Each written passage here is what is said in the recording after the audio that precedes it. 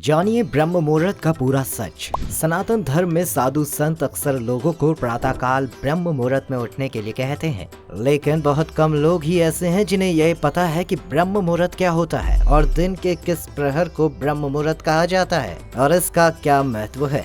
ब्रह्म मुहूर्त को सृष्टि का निर्माण करने वाले ब्रह्मदेव से जोड़कर देखा जाता है। ऐसा माना जाता है कि सूरज उगने से 48 मिनट पहले का समय ब्रह्म मुहूर्त होता है, जो हर दिन सूरज उगने के समय अनुसार बदलता रहता है।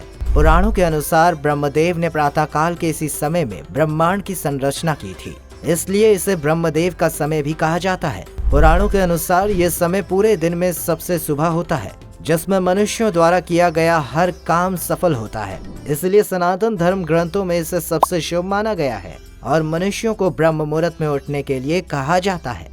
सनातन धर्म के महापुराणों में से एक ब्रह्म पुराण में ब्रह्म मुहूर्त के विषय में लिखा गया है कि एक दिन में 8 प्रहर होते हैं, जिनमें से 4 दिन में और 4 रात में होते हैं और हर मुहूर्त कम से कम 3 घंटे का होता है। ब्रह्म पुराण के अनुसार ब्रह्म मुहूर्त रात के आखिरी पहर में यानी कि सूरज उगने से पहले का समय होता है।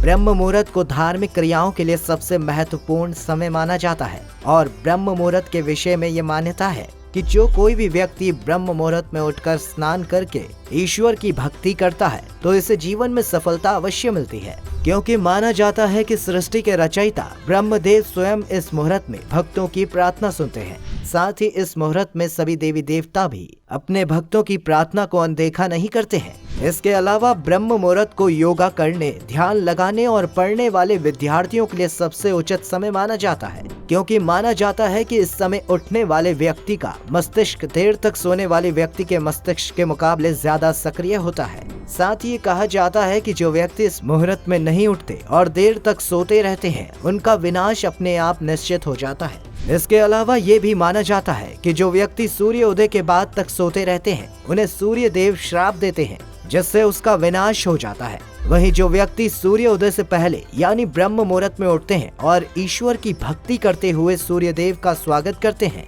उन्हें सूर्य देव अपनी किरणों के माध्यम से आशीर्वाद देते हैं। इसके अलावा ये भी माना जाता है कि सूर्य की ये किरणें मनुष्य के स्वास्थ्य के लिए भी लाभदायक होती हैं। वहीं पुराणों में मृत्युलोक में होने वाली रात को कुल 4 भागों में बांटा गया है, जिसमें पहला है रुद्रकाल। ये शाम 6 बजे से 9 बजे के बीच होता है। इसमें मनुष्य को किसी भी स्थिति में सोने से मना किया जाता है। वहीं दूसरा है राक्षस काल, जो 9 बजे के बाद और 12 बजे से पहले का समय होता है। पुराणों के अनुसार इस समय में मनुष्य को किसी भी हाल में सो जाना चाहिए। इसके बाद आता है गंधर्व काल। ये रात्रि 12 बजे से शुरू होकर 3 बजे तक रहता है। ऐसा माना जाता है कि इस काल चक्र में मनुष्य को सबसे ज्यादा नींद आती है। इसके बाद आता है चौथा और अंतिम मनोहर काल। पुराणों के अनुसार मनुष्य को मनोहर काल में किसी भी परिस्थिति में बिस्तर छोड़ देना चाहिए, क्योंकि यही वो समय होता है जब पृथ्वी से आध्यात्मिक ऊर्जा या ब्रह्मांडीय ऊर्जा का संचार सबसे ज्यादा होता है और इस दौरान किया गया कोई भी कार्य सफल होकर ही रहता है।